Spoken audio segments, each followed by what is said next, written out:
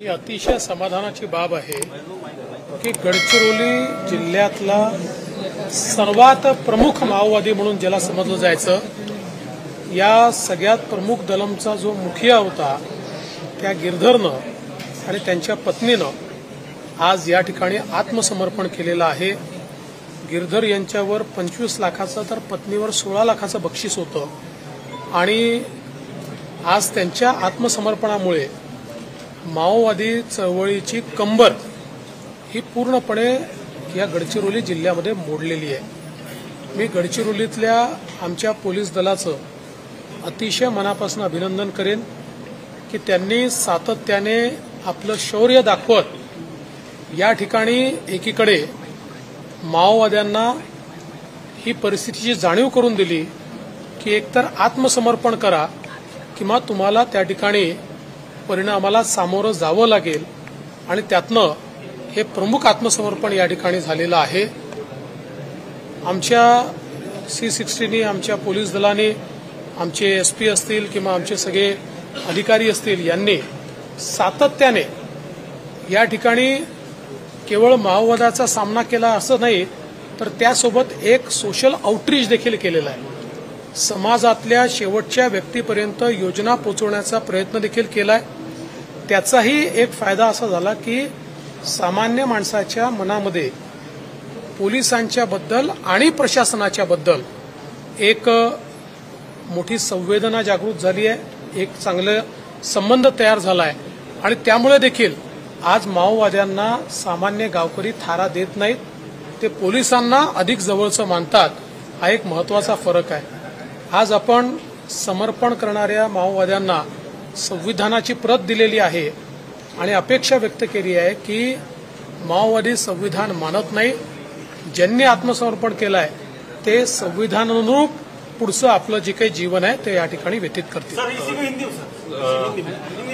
एक मिनिट, तुम्ही या जिल्ह्याचे पालकमंत्री आहात, मुख्यमंत्री उपमुख्यमंत्री पद यासह पालकमंत्री म्हणून तुम्ही काम करत असताना बंदुकीसोबत पोलीस लढत आहेत आणि विकासाच्या माध्यमातून तुमची भूमिका नेमकी काय म्हणाल? मला असं वाटतं की पहिल्यांदा तर आम्ही एक जी भूमिका या ठिकाणी बदलली, आजपर्यंत आपण सांगायचो की गडचिरोली महाराष्ट्राचं शेवटचं टोक आणि मग ते मागासलेलं, ते माओवाद्यांनी ग्रसलेलं, पनिशमेंट पोस्टिंग करता कुठे पाठवायचं तर गडचिरोलीला पाठवा, ही संकल्पना आम्ही बदलली आणि आम्ही सांगितलं गडचिरोली शेवटचं टोक नाही, गडचिरोली ही महाराष्ट्राची सुरुवात, ते आमचं एंट्रन्स, ते आमचं गेट, महाराष्ट्राचं पहिला जिल्हा हा गडचिरोली आहे, अशी संकल्पना मांडून आपण या ठिकाणी मोठ्या प्रमाणात काम सुरू केलं।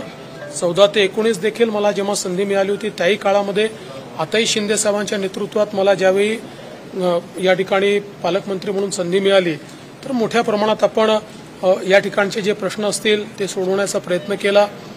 विशेषतः रस्त्यांची कामं असतील, नवीन पुलं असतील, नवीन आउटपोस्ट उघडणं असतील, कम्युनिकेशनच्या सिस्टीम असतील, टावर्स असतील, याची आपण सुरुवात केली। मेडिकल कॉलेज असेल या ठिकाणी किंवा आता पुढच्या काळामध्ये आपण इथे एअरपोर्ट, धावपट्टीची देखील व्यवस्था करतो।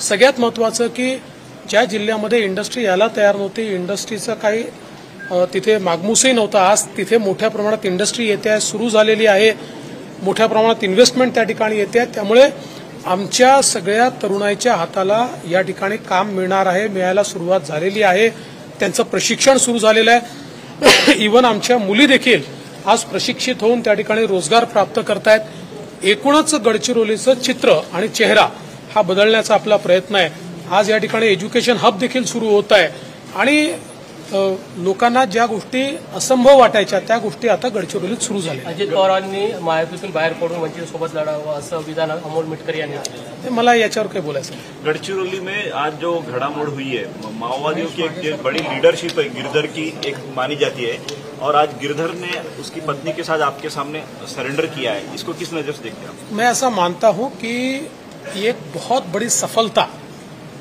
पुलिस को और प्रशासन को और सरकार को माओवाद के खिलाफ मिली है, क्योंकि गडचिरोली में माओवाद के रीढ़ की हड्डी जिसको माना जाता था, ऐसे गिरधर और उनकी पत्नी, ये दोनों माओवादियों ने आज मेरे समक्ष आत्मसमर्पण किया है। गिरधर के ऊपर 25 लाख का इनाम था, उनकी पत्नी के ऊपर 16 लाख का इनाम था और पूरे तरीके से गढ़चिरौली के माओवादी गतिविधियों के प्रमुख के रूप में उनको देखा जाता था। एक बड़ा लंबा अरसा इस माओवाद में उन्होंने यहाँ पर गुजारा है और मैं ऐसा मानता हूँ कि उनके आत्मसमर्पण के कारण माओवाद के रीढ़ की हड्डी को एक प्रकार से तोड़ने का काम हमारी पुलिस ने बहुत सफलता के साथ किया है। आज गढ़चिरौली में हम देख सकते हैं कि हमारी जो C60 है उसने ये परिस्थिति निर्माण की है कि माओवादियों को या तो आत्मसमर्पण करना पड़ेगा या फिर परिणामों को भुगतना पड़ेगा। और पिछले 4 सालों में एक भी व्यक्ति गढ़चिरौली से माओवादी इस एक्टिविटी में सम्मिलित नहीं हुआ है। अब उनकी कोई भर्ती यहाँ पर नहीं होती है और विशेष रूप से केवल पुलिसिंग नहीं तो सोशल आउटरीच भी, जो सरकार की योजना है उसको भी सुदूर क्षेत्रों में ले जाने का काम ये हमारे पुलिस के माध्यम से हुआ है। और हमने भी शासन के तौर पर गढ़चिरौली जिला, जिसको महाराष्ट्र का अंतिम छोर माना जाता था, अविकसित माना जाता था, हमने नजरिया बदला है। हमने कहा ये अंतिम छोर नहीं है, ये महाराष्ट्र का पहला जिला है, ये महाराष्ट्र की शुरुआत यहाँ से होती है और बहुत बड़े पैमाने पर यहाँ पर हम लोगों ने बदलाव लाने का प्रयास किया है। रास्ते हो, पुलिया हो, कम्युनिकेशन हो, इंडस्ट्री हो, ये सारी चीजें हम यहाँ करने का प्रयास कर रहे हैं। जलसंपदा विभागानं पाणीपट्टी करामध्ये 10 पट वाढ केली आहे। शेतकऱ्यांपुढे नवीन संकट आहे। पहिली गोष्ट तर माझी माध्यमांनाही विनंती आहे की माध्यमांनी ही खोट्या नरेटिव्हच्या मागे लागू नये। माध्यमांनी देखील हे तपासून घ्यावं, ही वाढ महाविकास आघाडीच्या सरकारमध्ये झाली आहे। मी त्याचा स्क्रीनशॉट देखील किंवा त्याचं पत्रक देखील हे माझ्या समाज माध्यमांवर टाकलेलं आहे। त्यामुळे स्वतः वाढ करायची आणि मग स्वतः ओरड करायची अशा प्रकारचा बेगडीपणा आहे।